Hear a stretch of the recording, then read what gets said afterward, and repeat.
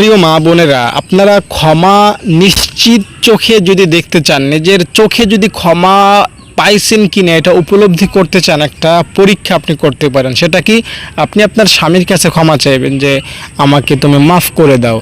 যদি আপনার স্বামী আপনাকে মাফ করে দেন তাহলে আল্লাহ তাআলার কাছে মাফ চাইবেন।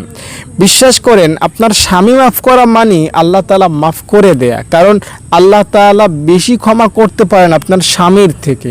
যেহেতু আপনার স্বামীর মনে কষ্ট দেয়া সত্ত্বেও আপনার স্বামী আপনাকে ক্ষমা করতে পেরেছে, তো এই দয়াময় মালিকও আপনাকে ক্ষমা করতে পারবেন। আপনি যদি নামাজ নিয়ে অবহেলা করেছেন, রোজা রাখেন না, বেপরদায় চলাফেরা করেছেন, মিথ্যা বলেছেন, যত রকমের খারাপ কাজ করেছেন, সকল প্রকার গুনাহ থেকে নিশ্চিতভাবে ক্ষমা পাইছেন কিনা এটা চাক্ষুষ প্রমাণ হলো আপনার স্বামীর মুখ থেকে কথা বের হওয়া যে যাও আমি তোমাকে মাফ করে দিলাম। এটা আপনার স্বামীর মুখ থেকে যেভাবেই হোক বের করাবেন, এরপরে আপনি বুঝতেই পারবেন যে আল্লাহ আপনাকে মাফ করে দিয়েছেন। কারণ স্বামী যদি মাফ করে দেয়, আল্লাহ তাআলা মাফ না করে পারেন না, কারণ আল্লাহ তাআলা বেশি ক্ষমাশীল।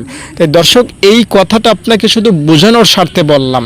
এই জন্য স্বামীর মনে কষ্ট দিবেন না, নিজের সৌন্দর্য স্বামী ছাড়া অন্য কাউকে দেখাবেন না। স্বামীর মন খুশি তো আল্লাহ খুশি।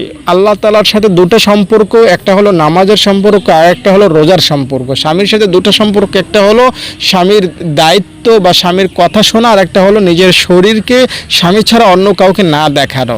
এই চারটা কাজ করলে নবীজি বলেছেন ওই নারীটা জান্নাত পাবে। রমজানের রোজা, নামাজ এবং স্বামীর কথা মানা এবং নিজের শরীর হেফাজত করা, এই চার কাজে যে নারী অভ্যস্ত সে জান্নাতি হয়ে যাবে ইনশাআল্লাহ। তাই মা বোনেরা যারা ভিডিওটা দেখলেন একটা লাইক দিয়ে যাবেন এবং কমেন্টে আমিন লিখে যাবেন। আসসালামু আলাইকুম।